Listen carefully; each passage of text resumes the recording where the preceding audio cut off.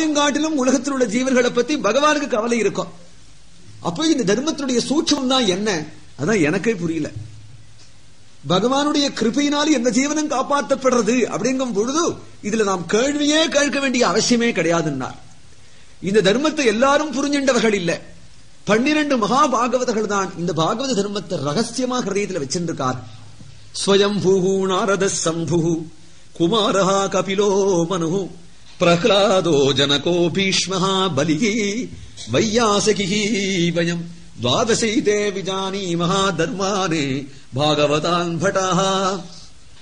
12 பேர்கள் தான். ஸ்வயம்பு அதாவது பிரம்மதேவன், நாரதஹா, சம்பு, குமாரஹா மரண சனத்குமார், கபிலஹா கபில வாசுதேவர், மனு ஸ்வயம்பு மனு, பிரஹ்லாதஹா ஜனகஹா பீஷ்மஹ பலிஹி மகாபலி சக்கரவர்த்தி, வையாசகிஹி சுகாச்சாரியாள், வயம் யமதர்மராஜர். இப்படி இந்த 12 பேர்கள் தான் பாகவத தர்மத்தை தெரிஞ்சிருக்கோம். ஆனால் இதனுடைய சூட்சுமத்தை உனக்கு சொல்றேன். ஏ தாவதால மகளிர்கரணாய பும்சாயாம் சங்கீர்த்தனம் பகவதஹா குணகர்மனாம் விக்ருஷ்ய புத்திர மகவானே யதஜாபிலோபிகி நாராயணேதி மிரியமான கிஜாய முக்திமுகோ ஏதாவதாலம் அகநிர்கரணாய பும்சாம்.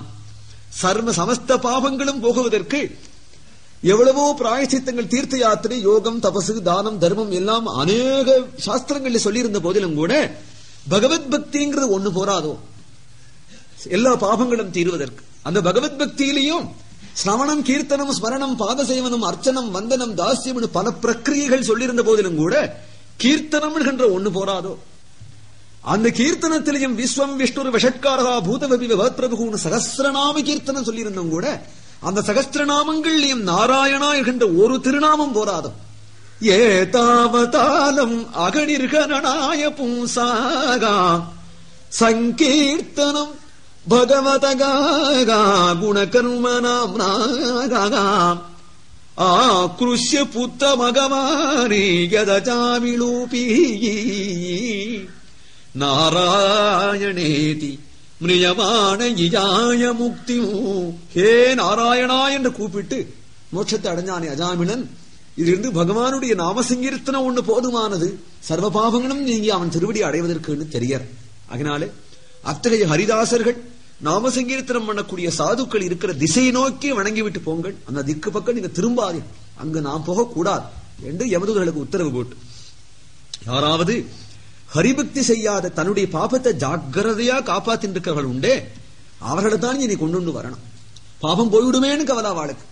ஹரிபக்தி பண்ண பண்ண பாபம் போய்விடுமே என்று நினைத்து எவர்கள் தப்பித்தவரை சாங்கேத்தியம் பாரிகாசியம் வா கூட பகவான் நாமத்தை உச்சரிக்காத பாபிகள் உண்டே.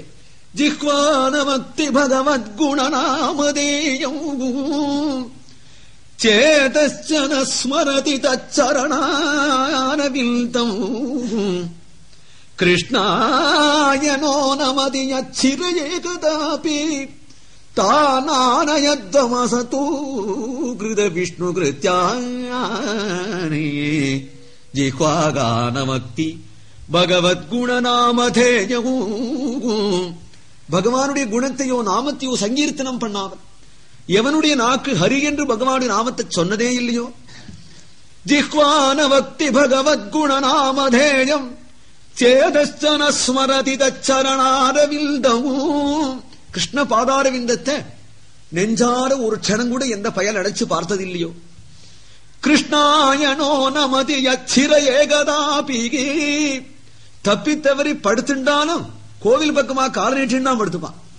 படுத்துக்கும் போது தலைமாட்ட வச்சு படுத்தினா கூட நமஸ்காரம் பண்ணிட்டான்னு எழுதி விடுவான் பகவான். அது கூட செய்யாத கிருஷ்ணாயனோ நமதி யச்சிர ஏகதாபி தானானயத்வமசதோ கிருத விஷ்ணு கிருத்யானே. பகவத் கைங்கரியத்தை பாகவத கைங்கரியத்தை மறந்து கூட செய்யாதவனான பாபிகள் உண்டே அவர்களை கொண்டு வா, அவர்களைத்தான் நாம் தண்டிப்பதற்கு ஏற்பட்டிருக்கிறோம் என்று சொல்ல அந்த முதற்கொண்டு விஷ்ணு யமதூதர்கள் எங்கேயாவது ஹரிதாசர்கள் இருந்தால் அந்த திசை கூட வரதில்லையா. ஏனென்றால் ஹரிதாசர்கள் தாங்கள் நாம சங்கீர்த்தனம் பண்ணுவார்கள், பிறரு நாம சங்கீர்த்தனம் பண்ணிடுவார்கள். அப்பவும் பண்ணல பிறகு காதாறு கொண்டு அவன் காதுக்கு நேரம் வந்து நாராயணா என்று கூச்சல் போட்டு போடுவார். அதனால இவன் சொல்லாத போதாலும் கேட்டான்னு ஆயிடும். அவர்கள் இருக்கிற திசையை நோக்கி திசையில நமக்கு வேலை இல்லைன்னு போயிட்டு இருக்கார்களா, எங்கேயாவது ஹரிதாசர்கள் இருக்காங்களா அந்த திசைக்கு நான் அஞ்சலி பண்ணிவிட்டு போயிடுவார்களா என்று முதற்கொண்டு இப்படி பாகவத தர்மத்தை அழகா நிர்ணயம் பண்ணினார். பகவானுடைய கிருபையை தவிர வேற என்ன காரணம் சொல்ல முடியும் நாம சங்கீர்த்தனத்துக்கு? வேற எதுவுமே காரணம் இல்லை. தன் குழந்தைகளை வீணா நரகத்தில் போட பிரபு இஷ்டப்படுவனோ, அதனால இந்த குழந்தைகளை எப்படியாவது ரட்சிக்கணும் என்றே பகவான் கங்கணம் கட்டின்றிருக்காங்கிறார் பகவன் நாம போதேந்திர சுவாமிகள். ஸ்ருதி ஸ்மிருதி இதிகாச புராணங்கள்லாம் நாம மகிமையை சொல்றதுங்கிறது அப்புறம் கேட்டு அது எல்லாத்தையும் காட்டி இதெல்லாம் நம்பணும்னு நமக்கு தோணித்தானா பகவானுடைய ஹிருதயம் தான், வேற ஒண்ணுமே இல்லை. பகவானுடைய ஹிருதயம் எப்படி இருக்கும்? கருணாபூர்ணமா தான் இருக்கும். பரம அபராதியானாலும் அவனை மன்னிச்சு விடணும்னு தோணுமே தவிர தண்டிக்கணும்னு தோணுமோ எங்கேயாவது? கோடி மாத்திரு வாத்சல்யம் உடையவன், கோடி தாயாருக்கு சமானமான ஹிருதயம் உடையவன் பகவான் பொழுது எந்த ரீதியிலாவது இந்த ஜீவனை காப்பாற்றணும் நினைக்கக்கூடிய பகவான் அந்த ஜீவனுடைய வாக்குல பகவன் நாமத்தை வரவழைச்சு தானே நாமரூபமாக வந்து தானே காப்பாற்றி விடுறான். இது காரணம் அவனுடைய கிருபதான்கிறார்.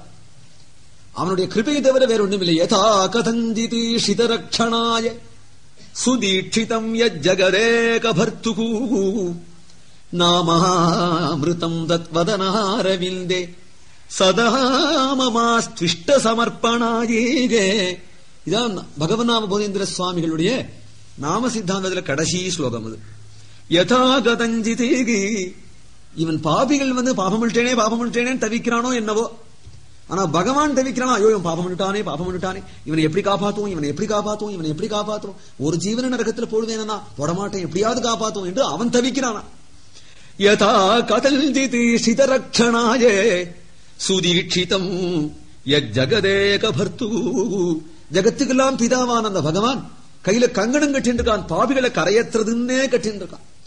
அவன் கையிலிருந்து தப்பிச்சிட்டு நரகத்துலதான் விழுவேன்னு ஒரு ஜீவன் போயிட முடியாது. கடைசி க்ஷணம் பாப்பா நரகத்துல விழுற டைம் வந்து அவன் திருந்தலைன்னா பட்டுன்னு அவன் அறியாம அவன் வாயில நாராயணா ராமான்னு வரும் முடியா பண்ணி காப்பாத்தி விடுவான். அதாவது பகவானுடைய கிருபை தான் பலம், வேற ஒண்ணுமே பலம் இல்லை. ஆனா சொல்றாள் பகவான் தான் காப்பாற்றவே நாம் சும்மா இருக்க முடியாது. அந்த அப்பேற்பட்ட கருணையை நினைத்து கிருபானோ வேற நான் என்ன கர்மயோகம் பண்ணுவேனா, ஞான யோகம் பண்ணுவேனா, பக்தி யோகம் பண்ணுவேனா, என்ன யோகியதை எனக்கு இருக்கு? எதை எடுத்தாலும் எனக்கு பண்ண தெரியலைங்கிறதா இருக்கு கலியில. எந்த யோகமும் என் இடத்துல சரியா இல்லை என்று இருக்கிற தசையில. ஆனா நீ காப்பாற்றணும்னு சங்கல்பிச்சிருக்கிறத பார்க்கும் பொழுது உன்னை வஞ்சனை பண்ண துணிஞ்சேனா, நான் துரோகி இல்லையானா? அதனால ஒன்னே ஒண்ணு எனக்கு இந்த கலியில செய்ய முடியாது, அதையாவது செஞ்சுட்டு இருப்பேன். என்ன செஞ்சுட்டு? ஹே ராமா கிருஷ்ணா கோவிந்தா நாராயணா பிரபு உன்னை தவிர வேற கதி இல்லடா என்று நாம் கூவின்னு இருக்கேன். எப்பொழுது பார்த்தாலும் அலறின்னு இருக்கேன். இந்த நாம சங்கீர்த்தனத்தை உன்னை கொண்டு நீ காப்பாத்துன்னு அவனுடைய நாமத்தை கீர்த்தனத்தை பண்ணிட்டு இருப்போம் என்று சொல்லி முடிக்கிறார் சுவாமிகள் போதேந்திர சுவாமிகள். இப்படி பகவானுடைய நாமத்தை தவிர வேற கதி இல்லை என்ற காட்டுற உயர்ந்த உபாக்கியானம் இருக்கு. அடுத்தபடியாக சித்திரகேதுங்கிற ஒரு ராஜா, அந்த மகாராஜா ராஜ்ய பரிபாலனம் பண்ணிட்டு இருக்கான் சௌவீர தேசத்துல. அவனுக்கு புத்திர பாக்கியம் இல்லை. அங்கிரசுங்கிற முனிவர் வந்தார் தத்துவோபதேசம் பண்றதுக்காக. ஞானோபதேசத்தை அவன் ஏத்துக்கல, புத்திரபாகியம் வேணும்னு கேட்டார். தொஷ்டாவை குறித்து ஒரு யாகம் பண்ணி ஹவிச கொடுத்தார். அவனுக்கு அநேக பத்னிகள், அதுல மூத்தவள் கிருதத்யுதிங்கிறவள் சாவிட்டாள். புத்திரபாகியம் உண்டாச்சு. சபத்னிகளுக்குலாம் அதை கண்டு துவேஷமும் அசூகையும் உண்டாச்சு. ஒரு நாள் அந்த புள்ளைய அந்த மற்ற ராணிகள்லாம் கொண்டு விட்டார்கள்.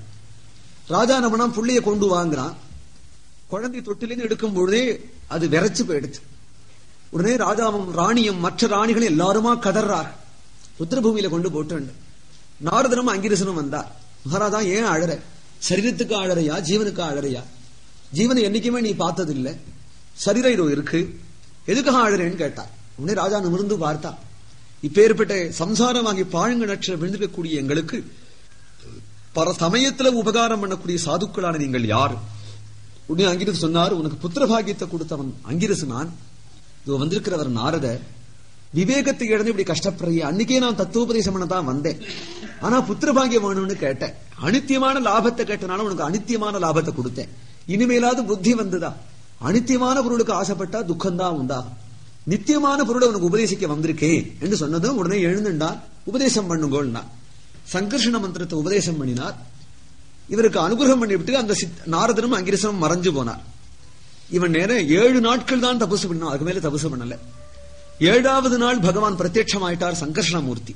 பகவான் நாராயணனே, வாசுதேவன், சங்கர்ஷணன், பிரத்யுமனன், அனிருத்தன் என்று 4 மூர்த்தியா இருக்கார் என்று சொல்லப்படுறது.